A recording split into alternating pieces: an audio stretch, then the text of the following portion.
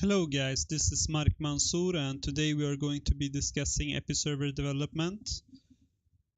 In today's tutorial we are going to create a page type within EPiServer CMS. So I'm going to start off by going to File, press New, Project. I'm going to search for EPiServer up here. I'm going to select EPiServer website. I'm going to name this New EPiServer Tutorial. I'm gonna select the empty one and I'm gonna press OK.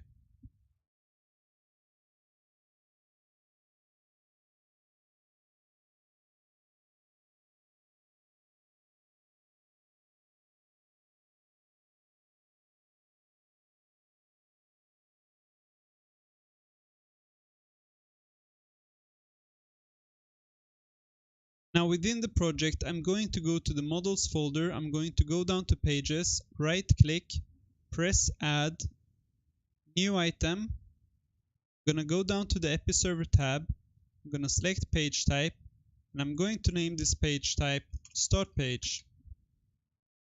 Now by default, EPiServer supplies us with a hard-coded start page that gives us everything we need: a property attributes, an inheritance to page data, and a content type attribute, which will specify that this is a page type.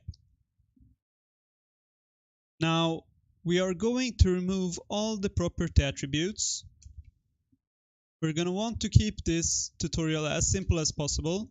So I'm only going to keep what we really need, and that is the content type attribute and the page data, because a page type cannot exist without these two. So now that we have our start page, I'm going to go to controllers. I'm going to press add new item. Again, we're going to go to the EPiServer tab and we're going to select page controller MVC.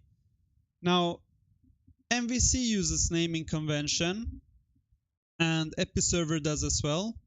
So we're going to name this start page controller because the controller is going to find the connection to start page, which I'm going to show you in a moment.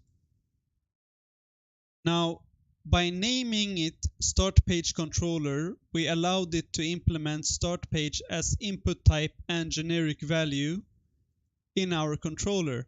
Now we're just going to implement this by selecting models.pages.startPage.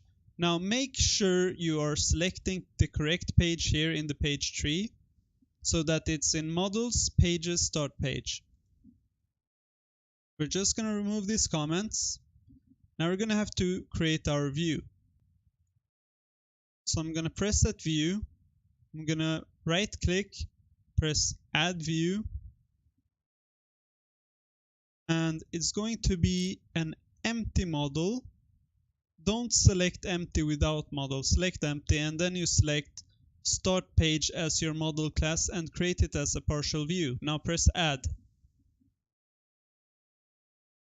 Now that we have our view, I'm just going to create a div tag and type HTML property4 x main body. Now if we compile this,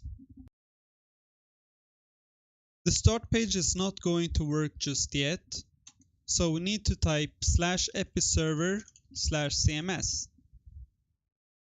Now we'll be taken to the login user interface of EPiServer, where you will use your Windows credentials to log in. So your Windows credentials is your user account. So my user account name is Mark. So I'm going to sign in with Mark and the password I use to sign into Windows. Now, sometimes this interface might not work the way you want. It might be loading for ages, or it might tell you the password is incorrect, although it's not. That just means you have to refresh the page, you have to recompile the project, or you have to clear your cookies and cache.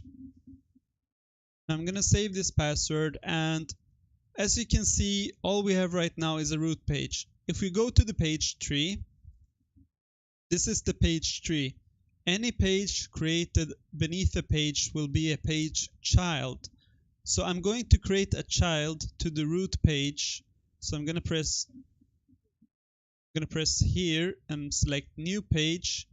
Now we only have one page to offer. We have only created one page within our solution, and that page is our start page, which inherits page data and is distributed a content type attribute. So if I just type start here, now this is our start page. If I go to this tab, it says all properties. If I select this, now left to right you can see ID type. This just means this is the ID and this is the type. The type is start page. So if you look down here, it says main body. And main body basically is the name for our property. So this is the actual property itself, which can save value. So we can publish this text. We can view it in on-page editing. But to be able to see it outside of the CMS, we have to go to the admin panel. So you do that by going to this. You go to admin. Now you go to config, manage websites. You're going to add a site. We're going to name this start. The URL is going to be what you see up here. So we're just going to select this part, the local host and the port. Now we're going to link it to our start page in the tree, and we're going to press select, now save. Now we can visit the page, and as you can see, our property is displaying the text that we entered inside of the EPiServer CMS. In the next tutorial, we are going to be talking about content type attributes and property attributes. I hope you learned something in this tutorial, and see you in the next.